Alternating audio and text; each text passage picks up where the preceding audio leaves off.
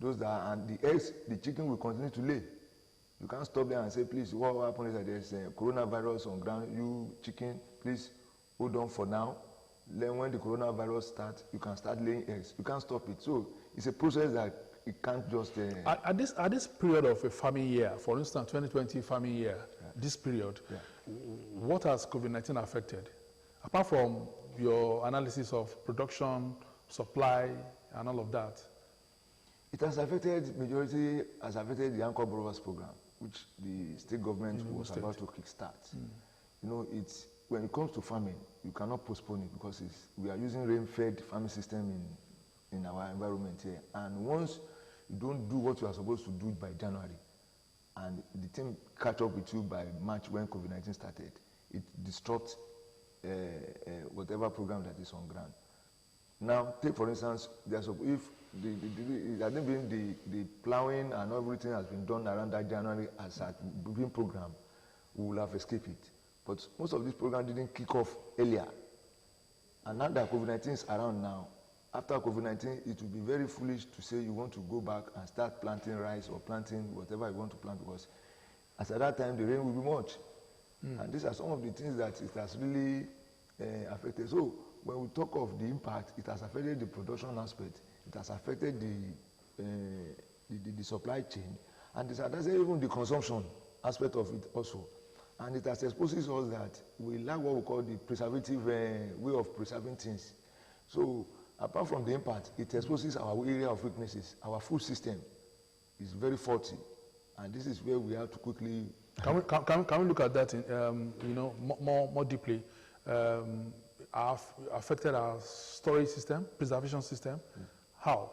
Now, take for instance, if you look at the aspect of farming that's really affected most, is those that are in the crop and vegetable farmings, those that are in the livestock, like those that are in the poultry, those that are in the meat sections, and those that are in the aquaculture, those that are into fish farmings. You get what I mean? Yeah. Now, if you look at those that are bringing tomato and pepper to the market for now, they can't stop production because they have already planted. They can't stop, they can't tell the plant not to fruit. They can't tell them not to do this. So now find out that it has become an irreversible process. And the produce must be brought to the market, and the number of hours that is being given for those that want to come and buy is so short that from 7 to 2 p.m. or 4 p.m., whatever they may be, they don't have that capacity to come and say, okay, we have a way we can refrigerate this thing till the other time that the lockdown will be off. So now find out that this is where we have been advocating for some time, that look at those that brings tomato and pepper there's no way you can preserve it because there's no preservation. They did some in the north, around in the Bauchi state, where they were able to train their women how to use locally made available materials to preserve tomato, not use anything imported. But we are yet to adopt that type of system. And we now find out that most farmers are now discouraged because when they bring things to Kuto, they bring it to Omida market, they find out that at the end of the day, time is against them, and they will be forced to sell some of those things. Even some of them, they give some of them free. I saw a woman when the lockdown was around, I think on Friday or so, he was giving out vegetable leaves free of charge to those that are just passing by, because he felt that I can't take this thing back home. And now find out that at the end of the day, many of them were just sitting in the village and just saying, there's no way I can be wasting my time. It doesn't worth it. I mean, your analysis of the lockdown period has really dwelt so much on Ogun State. Now, let's go a bit national. Yes. I mean, yes, in Ogun State, the lockdown is always relaxed. Mondays, Wednesdays, and Fridays, meaning that people can actually take their, items to town, to markets, on Mondays, Wednesdays, and Fridays. But what about other states of the Federation? Are you in touch with your colleagues? Yes, yes. Is it the same experience? It's the same experience. You see, if you look at Nigeria as a whole, a section of the Nigeria produces, others demand. Because if there must be production, there must be demand. The Southwest here consumes majority of what is being brought from the northern states. And if you lock down, take for instance, if you lock down Lagos, you have locked down majority of the demand in the Southwest. So the northerners also the northern farmers are also having that constraint because they have some of those things that they want to buy, but the demand is very low. And by the time they come, they find out that it does, even what they want to sell, people are not even ready to buy because majority are not coming out to even come and buy. Are you getting it now? So it's being felt nationwide. I was in Ibadan about 2-3 days ago, and they also were saying that those people that brought some of those things from, like the tomato, the pepper, the onions that they are always bring with trucks, it has stopped. Because why? Who are those that are going to buy? Where is the environment that they are going to keep it? The old Mile 12 is shut down and it's just open for some. They decentralize the market. Unlike before that, it's centralized where you can bring your own thing. So somebody coming from the north cannot bring a trailer load of onions or tomato and say it's coming down straight to Mile 12. This time around, it has been decentralized. So it affected every aspect. Both the value chain aspect also, it affected it. Those that are into, like, take for instance, is the only area that doesn't have much is rice, which it doesn't get spoiled easily. But you can't preserve egg for long. You can't preserve pepper. You can't preserve onions. You can't preserve all those things for some time. Perishables. They are all, those ones are perishables. I get one. Somebody that harvested his catfish now, that want to transport and all those things, if they have delay, even some of the farmers are complaining that these restrictions, our security men are not helping matters. They are finding it difficult to bring even agricultural materials that the state government and the federal government has decided to be carried. They still believe that no, that the lockdown is meant for everybody. I was actually going to say that you're a prominent farmer in Ogun State. Yes. Now that you have noticed that, yes. What stops you from, getting the attention of government and letting government know? I don't know whether this is happening in Ogun State. I've not actually noticed it because I think from the start of the lockdown, it was clearly stated that food items should not be restricted from moving. So now you have said security agents are stopping. Yeah, let me give you some insights so that we can have a deeper. Now, one of the, from the feedback that I'm having, because I'm a member of the Farmers Association. Now the challenge is that some security men, because of overzealousness, they'll say, where's your ID card? And most of these peasant farmers, they don't have ID card. They don't have means of identification. So it's a challenge for us to now be saying, okay, before we can now, we thought it would just be as if, okay, if as a normal security man, if you see somebody with yam, beans, whatever that is in the card, they should be able to know that these people, they are moving perishable goods and all those. But they will tell them that, where's their permit? Where's their ID card? And those people, the only ID card they have is voter's card or national, and they don't carry some of those things along. It's we that are like elite farmers like us that can be able to have access to paper and ID card, but I'm talking about the normal local farmers that they don't have any way to approach the security man to speak English and say, like me, if you meet me and say, yes, I'm a farmer, I will bring out my ID card. But all those people, what happens to them? So it's a big challenge. Some of them that are coming from Imeko and all those stuff, the consumer are also taking them as if, okay, they are bringing in contraband goods and all those things. So the whole thing is getting out of hand, and it's making some of them to just stay at home and just say, okay, what happens is that if the 2 o'clock lapses, if they are bringing their farm produce back, it's another challenge. Maybe most of these farmers are also abusing the lockdown. You don't think so? Maybe they are abusing that allowance given by government. But there's nothing like abuse when it comes to perishable goods and you are a farmer. It's like telling a doctor that wants to pass through a checkpoint 6 times. It's not an abuse. A farmer that comes to farm, I bring my farm from Oba now. Those people, I met them the day before yesterday, they are at Oba. They say, okay, when they bring their farm produce the day there's no lockdown, they have to be at the market a day before. That cannot be an abuse. They must pass. There must be a free entrance for them to move their goods. So there's nothing like abuse. They can decide that, okay, the following day they are moving back, whether there's lockdown, that there's no lockdown. That is what we are saying, that they should be exempted and be leave. So we cannot now go and start producing ID cards for all these farmers that want to bring their produce. For instance, what if you have a peasant farmer who lives in Abeokuta, who has a farm in Odela, for instance, and he wants to move on a Sunday evening. Yes. He wants to go to Odeda. Yes. Maybe in a public transport, in a public in a taxi, Yes. for instance, Yes. you know, and wants to go and sleep over, you know, Yes. and bring his produce to Abeokuta. Yes.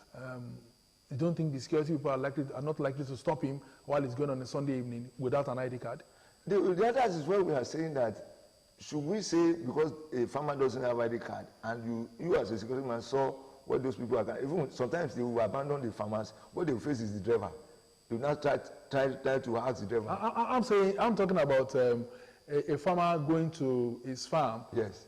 or a farm without anything in the car, who is going to convey, you know, certainly the car will be empty. Yes, these are some of the things, and we have been trying to, like, some of the palliative measures I've made for those people at Oba. I made them to understand and say, wait, you may need to go and urgently make a kind of improvised identification card that can be able to help you solve some of these problems. Because some of them say that if they are living now, take for instance, like myself, I take some of my farm produce to Ikoyi, to Banana Island, and because of my level of education, I have a permit. I get one time to say, I have my ID card. And when I go to the Baga boundary, when the policemen, they stopped me there between Lagos and I showed them my ID card, and they wanted to be saying from where. I said, from Abeokuta, what happened? I'm a farmer, I'm taking my farm produce there, and they saw whatever I have in my car there.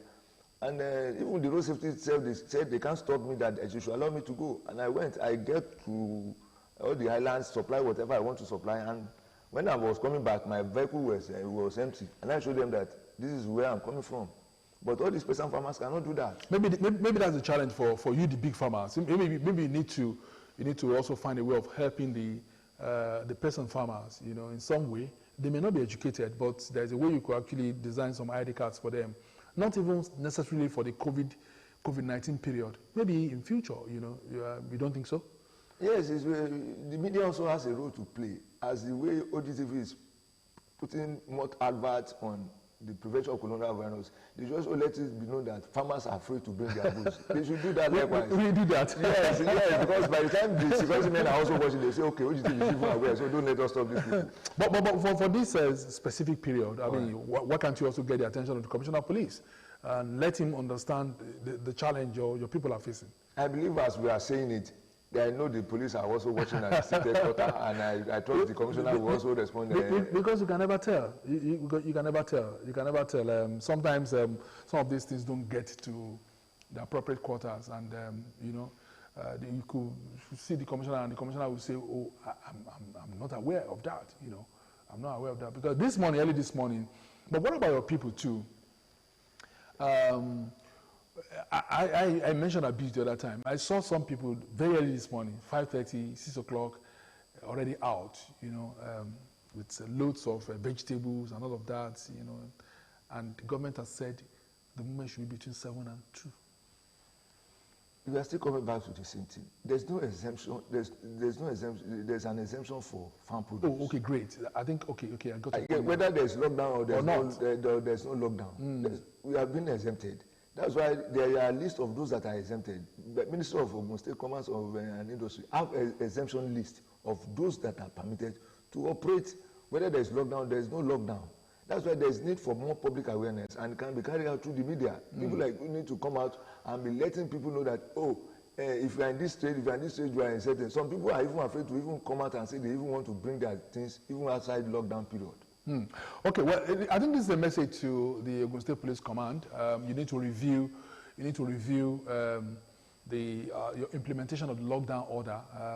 Farmers in the state, peasant farmers, big farmers like Mr. Tosin Edun would like to move at any point in time, move their produce to the consumers and all of that, and so you don't need to restrict them. But I'm still of the opinion that you need to, maybe you could also find a way of interfacing with the Commissioner of Police. I'm sure it's likely to do something about this. But let's move away from that briefly. Now, the rains that we've been seeing in the last few days, are they wasting? Yes and no. Yes, how? Now, for those farmers that have already planted, I get what I'm trying to say. It's a blessing in disguise. And for those that have not yet started, I get what I'm trying to say. It's not a good thing for them because there are some plants that they can't plant now. I get one time because some of them, there is a shortage of labor due to this lockdown, because these are the spillover effect that we are going to have both during and after. Because now, because production is not much, demand is low, I get one time say, most of those laborers I get one that we use in Ogun State that are from the Republic of Benin, they have returned back home. Are you getting it? For the fear of the coronavirus. Then coming back now, I get one time, it's a bit difficult because the border has been closed and it's not like before, the free movement has been restricted. So we are going to have a kind of labor crisis in the farming sector. Don't we have Nigerians that are also farming laborers? Yes, not much. You see, in our setup here, where most of our young men have left the villages and they are now on Okada business now. They are in town. They are in town now. They are what we call, they are no more home boys now. They are abroad boys now. They have come abroad. So you know, find that majority of those that are there are those that are from other states. And if you find out, if those of them that are there, it's either they have gone back to the Republic of Benin, or those that are from maybe from the northern part or the middle belt. I guess most of them are travel. And we now find out that now that there's going to be an interstate restriction. We now find out that people that will now be available, the labor that will be available to help people to do some of these menial jobs will not be available again. So that one will also cause another impact. We now find out that by the time the lockdown is over and they say, okay, everybody return back to their bases, are you getting what I'm trying to say? Once, within those periods, there will still be a kind of shortage of food supply for that period. It will take us about 2-3 months. Because what happened is that before, had it been in Ogun State here, we produce what we consume. We will not have much. We rely mostly on what is being brought down there because our own planting season here is rain-fed. Once the rain is over, there's nothing much for us to want to do. And to cover up for those periods, I guess what I'm trying to say, there's need for us to do what we call massive importation, in quote, of what we will be able to do. Otherwise, we don't find out that a Congo of Gari, just because of 3-4 weeks, a Congo of Gari jumped to 300, 350. I get in now. And if care is not taken, if there's another further extension, I can bet you buy a Congo of Gari for 500 naira. There's likely to be another further extent because the Governors Forum have suggested, is it a suggestion? No, I think they have also agreed that they would like to go on another 2-week total lockdown now. There will not be interstate movement. What danger does that portend? It's going to be very, very, very serious. You know, I've said it several times on this program that a time will come where it's only what you produce will be eaten now. I've said this several times whenever I come here that we must embrace. So for us here in Ogun State, it's what we are. Tomatoes, onions, and all of that. Yes, you will now find out that it is now that we now find out that we have gap in supply. We now find out that in terms of being self-sufficient, the state has not yet moved closer to that level now, because it will expose us a lot. Because once there's that restriction from one state to another, it then means that we now have to heavily rely upon what is being locally generated. And when you see in Ogun State, we don't practice much of mechanized farming. We practice what we call subsistence farming. I went to the Yewa side, I went to the Ogun East, because throughout this period I was interacting with most of these farmers to really know what really is going on. And I found out that if with the volume of what they are producing now, and with them getting discouraged to go much into production now, you now find out that a time will come that maybe, let's say by May, June, I get what I'm trying to say, it will be very difficult for prices of things to come down because it will be getting higher.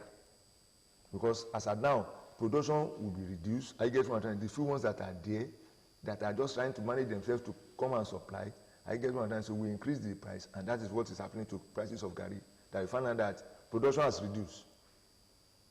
Demand is high. I get what I'm trying to say. So it is an opportunity to increase the quantity, those that are bringing it down there.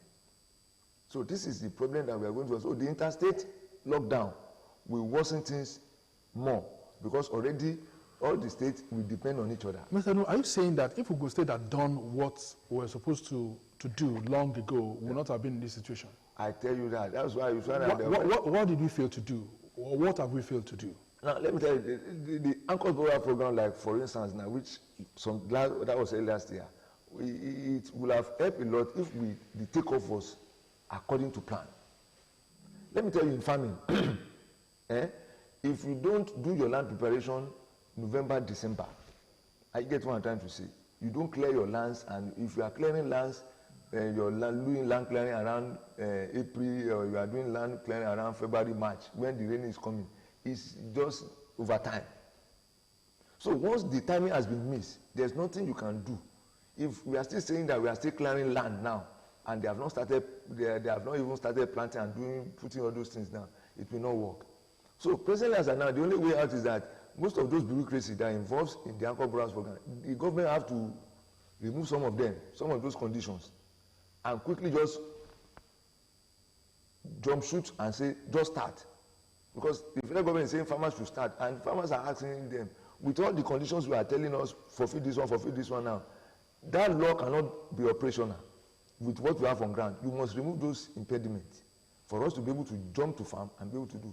And that one is a bit very technical for us to be able to handle here in Ogun State. What is the strength of Ogun State in agriculture? I know that we have, Ogun State is also to a large extent agrarian, you know. The composition of our soil and all of that, you know, what positives can come from Ogun State in terms of agriculture, if well managed? You see, there's one thing to have a potential. I get one, and there's another thing to have what to utilize. You see, the potential is there in Ogun State. I do tell people that I did mean we position ourselves very well. Lagos State will not go to Kebbi State to go and be saying they want to be partnering with them to supply them rice. Lake rice. It will have been Ogun lag rice. I get what I'm trying to say. But you see, one of the basic things where we do tell is that when government does not know when they're supposed to step aside and allow a public-private partnership to come in, it will limit the potential being unleashed. That's the problem we're having in Ogun State. I've said this several times that government should remove its hand when it comes to agriculture. They need to go boldly on public-private partnership, and that will make it more sustainable.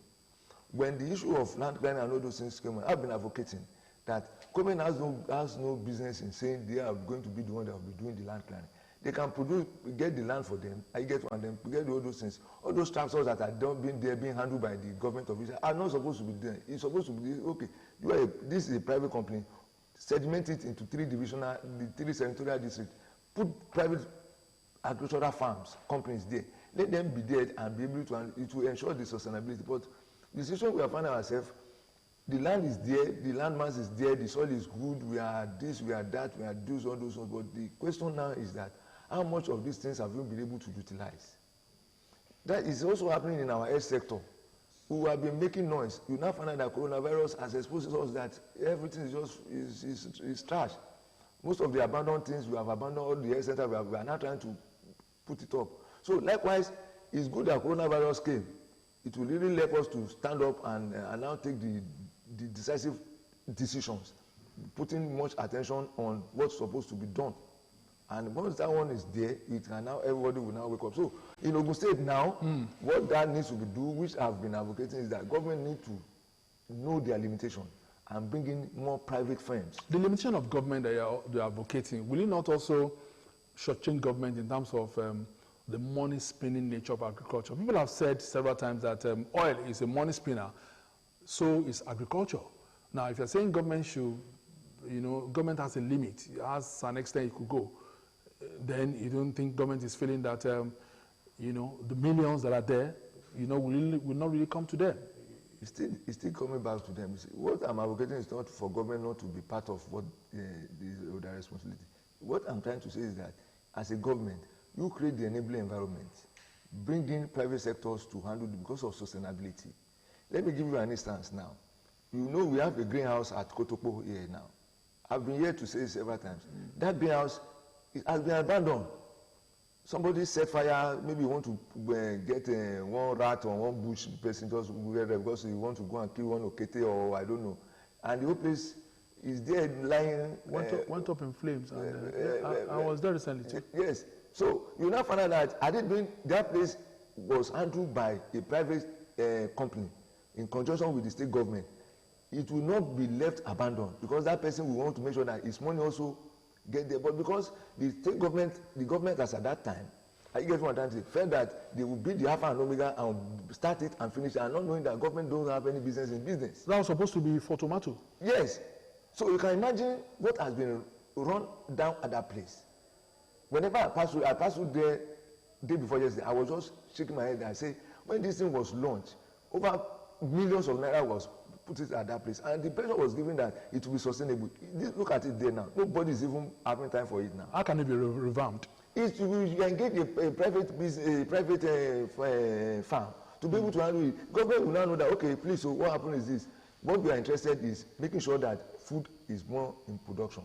Whatever percentage that is coming to government, if the government do private partnership for those that are collecting ticket for ticketing, they engage private people. Government does, it's not government people that you see there. It's the private company that help them to collect. So why can't they take the same approach to agriculture? If you want to collect a ticket from parks, you make use of private people. If you want to do some of those things, you make use of. Why are you not adopting that same approach to farming? I didn't know it was a private company that engages in that place from the first instance, not issue of using party. They have what can produce there can serve Ogun State, can serve ShopRite in Lagos and whatever ShopRite they are bringing in, but it's dead. And a greenhouse alone can be able to generate nothing less than 4 to 8 million naira at a circle, at an harvest. And we have nothing less than about 15 of it at that place. It means that, I mean, you just brought up another issue entirely. You mentioned the big shopping mall, ShopRite. Yes. It means that if we have, let's even take it away from ShopRite, if we have big shopping malls like that company yes. in Ogun State, yes. the effect will not really be felt by the state. At all. Because we are not producing what they need. Now, which states will actually benefit from this? For instance, actually, it's Oyo State. All our neighboring states are the ones that are more Osun that are now. Are they better than Ogun State? They also have the same comparative advantage with us. It's just that we are more closer to Lagos. That is the main. That is where people consume much. But our own main focus is that, are we really utilizing what we have in Ogun State? You see, I've been saying it several times that place alone, a greenhouse can employ nothing less than 10 people. So, see that one wasted there. Egwa aspect is also another area where we have the rice planting something. I told you of the rice processing plant that we have at Ashiroye. It's dead now. Because when the thing was started, I was advocating to those people that were there, the then Commissioner for Agriculture under the Amos Ambition, say, please, forget politics. You don't need to score political points. What we need is the interest of the people. Engage a private firm that can be able to manage this thing. So that once an electric motor gets burnt, they don't need to go and say they want to write the director, PS, before they approve. Now, one pin has got lost in one engine there. The director is here to sign. He's waiting for the PS. Before he gets to PS, before the governor, you now find out that they will tell you that the company doesn't sell that spare part again. And they will tell you that there's nothing they can do. So that is the situation we're having. What's your impression about, because I remember last Monday or Friday, the Commissioner for Agriculture in Ogun State led some people to some places to, harvest and look at some rice planting sites that Ogun State has done. Maybe Ogun State is getting it right in that direction. You don't think so? You see, where we are going is, if you have capacity for 100 tons, I get what I'm saying, and you are just producing 10 tons, we cannot say that one is a pass mark. That is what we are having. But it's a good beginning. It's a good beginning, but where we need to do is that once the starting must be done, let it be done in a more appropriate, that will be more sustainable. My main concern is this, is that whatever we are doing, let government be putting sustainability there. If we remove sustainability, and we are just looking at the glamorous, momentarily aggrandizing that will just come out of it, it won't work. Let's go outside of Ogun State, because it's also very likely that if there are wrong policies nationally, yes, they are likely to also affect the state, not just Ogun State alone, other states. Yes. Nationally, have we done enough, to actually say, okay, in terms of food security for this country, yes, we're on the right track. And because I also believe that if we had actually done the right things, we may not actually be facing this kind of challenge we are facing now during COVID-19. You don't think so? Yes, you are correct. You find out that at the federal level, there are so many things that the federal government is battling with. The first challenge was the insecurity that happens in the northern part of the country. A true government, the federal government, of balance. You see, it's like you are trying to get a food for a baby. I get one time say, and you now discover that there is a robbery case. I get one time, you now find out that so you now find out that at the end of the day, I get one time say, you first of all want to quickly make sure that you run for safety and try to secure and notice. As at that time, whether that child is because he has not eaten for the past day and you are just about to breastfeed the baby, it is exactly what happened to the federal government at the federal level there. The Boko Haram issue, the insecurity, the banditry, everything, through government of balance, through the federal government of balance. So, as at that time, there was no attention given to agriculture or all those people, because when we talk of farming in Nigeria, it's the northern region that has that comparative advantage in terms of mechanized farming. What we practice here is not mechanized farming in the southwest. What we do is okoitile stuff that we are doing. So the insecurity really, through the federal government of balance, they are now finding out for 3, 4, 5 years, Jonathan was just trying to manage the insecurity. As at that time, if you come and tell him that we want to go and plant, they will even tell you, who will you see at the farm? Nobody. So that causes the food crisis we had, and there was that gap. So before you now fill in that gap, it takes time, because one thing about farming is that you can't just plant now and within the next 2 days, you can just harvest it. So that is exactly what happened at the federal government. So they too, they have learned their lesson, and they are now trying to come, and when they finish gradually with Boko Haram, the banditry issue now came in. You now find out that it's as if they move 10 steps forward, and banditry is now trying to take them a bit back. So it's a combination of so many variables that the federal government, different type of headaches is what the federal government does that suggest that without the North, Nigeria cannot feed? For now, I won't lie to you, sir. Without the North? I won't lie to you, sir. Because, well, let me tell you the basic truth that we're having in here. We know ourselves. I get what I'm trying to say. You see, in Ogun State, in Southwest, we have what we call a limitation to mechanized farming, which is that we have forest here. There are trees. You see, these are natural blessings which you can't compete. It's like trying to complete that in terms of education-wise. I get what I'm trying to say. And the North is trying to say they will have more universities. We know where we are. Trees. Forest. Are they not supposed to be advantageous? It's not, because what happens is that the tractors cannot work at that environment. So that's why I found out that the state government has to go and buy bulldozers to do much of land clearing. I've gone around, I know all the majority of the farm. Before you see where you have tractorable land, where they have cleared, it's either it is that one big man that has one big money from one oil company or a retired something that is now using tractor. What you do is our people is just to use their cutlass to cut their own, and they do what they want to do. So it set that limitations for us. But over there, you can see about 10 kilometers of land, and all you can see is just about 2, 3 trees or 4 trees. You can count them. Tractors will get down to that place, and they will walk all around. Is that not why Lagos went to Kebbi to do lake rice? That is good. I didn't mean I get one time to say now. We were able to take the initiative first and spend much of our time to do much of land clearing and tell Lagos, Lagos, wait, how many hectares do you need?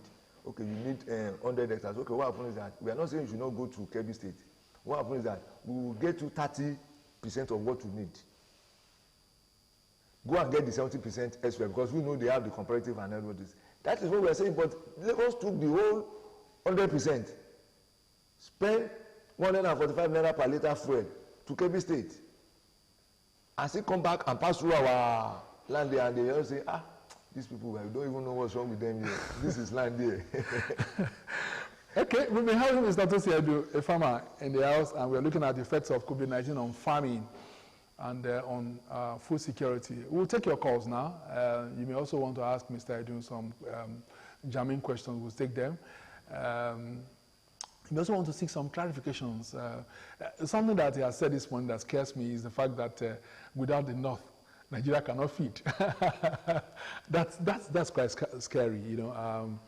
I really don't know. What is it that the North, because for me, it should be collaboration, you know, between the two parts of the country. I don't think we should look at it from the point of view of the strength of the North and the strength of the South. I think we should because we are a nation and we're supposed to be working in unison.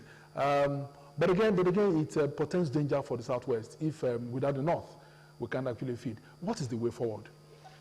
There's no other solution than for us to look inwards. I get what I'm trying to say. And first of all, remove the challenges of land clearing.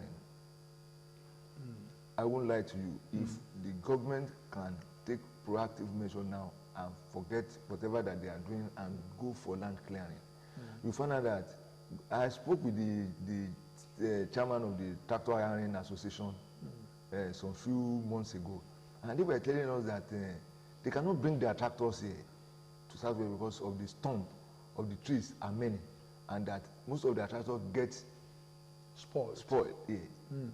Are you getting it now? We don't have any much. We have the land, we have everything here. Even the northern So land. if you're saying we should clear the land, if you're talking about land clearing, yes. Then what equipment? With the land clearing, all our tractors, we have the tractors.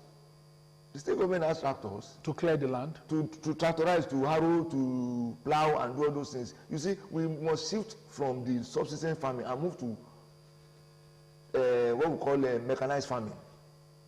We have not done much of mechanization. That is why we are having issues. Okay, we have Shoniola from Odeda. Mr. Shoniola, good morning. Good morning, sir. Good morning, sir. And good morning, Mr. Tosin. Yeah, good morning. Thank you very much for the program.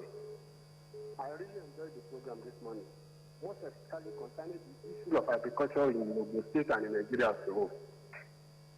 Yeah, my own point this morning is that concerning the issue of anchor borrower, the person I'm part of the beneficiary. And now, let me now put it this way. Since the day that I received the alert, we all received the alert on the, one man is April 1st. If I should think, April 1st, so I received the alert. But you can imagine I don't have access to money. And by this time, I don't have anything with me to go and work at the farm. I was just using some laboring guys, getting people, where their price is very high. No movement for tractor to farm. We can't carry anything to the farm according to what you have been paid with money. Now the money is at the bank. You don't have access to money. The money is not useful. So I don't want. I'm somehow discouraged concerning the program. I mean, anchor borrower. Because when you have access to the money, you put the money in the bank. You can't have access to the money to work on the farm. When are we going to use the money? So that's my own point. Thank you very much. All right, thank you so much, Mr. Shoniola from Odeda. Thank you so much. You spoke about anchor borrowers program, and I think you have also mentioned some your observations about the anchor borrowers program. But I think maybe COVID-19 has actually slowed it down. You don't think so? No, maybe not. You see, if you listen to it, he's raising a good point about the frustration and how we go about the anchor borrowers program, especially in our southwestern area here. You see, it has been working against us. Forget about COVID-19 issue. If we ask a typical farmer, it will tell you that anchor borrowers program, the way we operate it in southwest here, it has been working against us seriously. Because number one, we are not working to time. You see, that is where I'm still going. That ask any farmer. Okay, sorry, Taiwo from Songwater. Taiwo, good morning. Good morning, sir. Good morning, Mr. Taiwo. Thank you very much, sir. Thank you. I appreciate your contribution, your effort to the food security in Nigeria. I just want to ask about the same anchor borrowers program the last caller called on. I received an alert in respect of that. We have to go to my nearby local government to register with the bank, which I've done in February. So now I've not received any calls from the bank, any alert from the bank, and I don't know what next to do. And I'm a cultural economics, which I study in the university. Until now, there's no any feedback from the bank, no any feedback from the Anchor Rural Program coordinator. I just want to know what next I should do. Okay. Did you get Mr. Taiwo? Okay, but I think he landed on Anchor Rural's program again. You know, so much concerns about Anchor Rural's program. Let me just say where we that are farmers is we that can tell you where we have the challenges when it comes to this issue of the Anchor Rural program, which is where people first of all felt it was going to be the Messiah, but it's look as if the way things are going now, people are not seen as the Messiah now. He's not looking at Judas Iscariot. No, let me tell you, where we have here is in the northern part, where it worked very fast and they accelerate things, is that there's too much of bottleneck in the southwest here when they come to Anchor Rural program. But in the up north there's what we call the esprit de corps that they work with there. Because what happened is this: they have one advantage of they have more plowable lands than us. So when they say they want to start Anchor Rural program, they are not going to do land clearing, which we are going to start first here. So it means that our problem is natural. Then it's not human. It's human. You're saying land clearing because we have a lot of trees, we have forests, and all of that. Which government has the capacity to do? Because at the Anchor Rural program, if you tell me that it is out of the money you want to give me that I will use for land clearing, I'm telling you, I'm in a slavery. Because at the end of the day, they call it Okomu Oleruni. I will spend all my time for the next 8 months because of cassava, and at the end of the day, I will just end up giving you everything back, and I will come back to zero. Anyway, we have five more minutes to go on this program. Mr. Taiwo is a farmer, and we've been looking at effects of COVID-19 on farming and food security in the land. And we've spoken so much about the effect of COVID-19 now and in future, and some other issues that are affecting the progress of agriculture, especially here in southwest Nigeria. Now, I'd like to ask you, as we're going, lockdown has kept people at home. Can people do, backyard farming? What can they plant, that will germinate in 1-2 weeks, and they can take to the kitchen? Yes, I will advise people to do what we call farming using bags. They can buy polythene bags and put sand inside. Okay. And plant vegetables like 4, and they will do those ones within 21 days or 30 days. They can start harvesting, so that at least at their backyard there, they can still just, it will even keep them busy. Okay. Instead of staying vegetables for now. That is what for now. Okay. For now, and for those, especially for those that have cemented all their compound that doesn't have access to soil. Yeah. They can use bags. But for those that say have land that are still bushy, they can clear it and possibly just plant some vegetables there that can take care of. Those that plant in the bag. Okay, Stephen, you are the last caller. Stephen from Adibel. Stephen, good morning. Good morning, Mr. Biodun. Good morning, Stephen.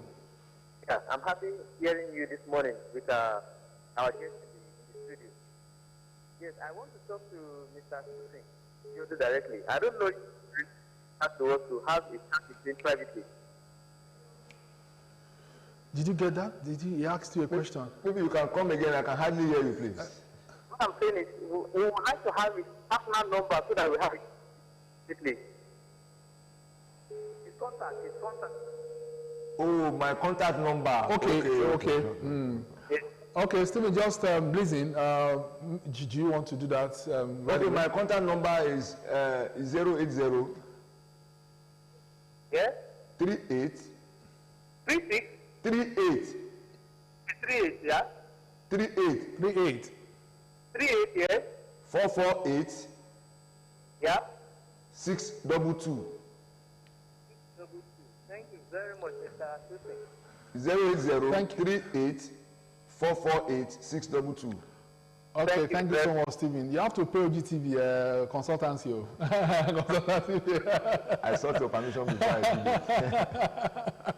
All the same, thank you so much for coming. So, but the vegetables you're talking about, wedu and all of that, yes. Are they going to be nutritious? Those ones are going to be planted in polythene bags? Yes, now they don't... As nutritious as the ones that are planted? Yes, now it's still inside soil. So it's just for them to get dry manure and just put a tin cup and mix it. I was going to ask you, livestock farming, what is their fate in this situation? Livestock, Christmas is approaching. What if COVID-19, takes us to December?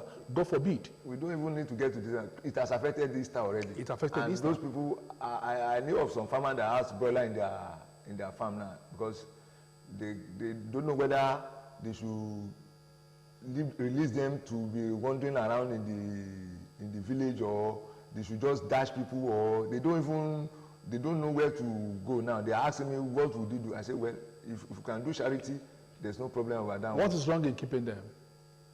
Cost of keeping birds are not just others. By the time you want to sell them, people will not buy it. They will not want to know whether it's coronavirus that make them to be expensive. They will still tell you that they want to buy 1,500 chicken. I tell them that coronavirus, I say, no, it doesn't concern them. So people will have low purchasing powers at that time. Exactly. Don't let us even talk about Christmas. People they are counting their losses for Easter now. It's a little more.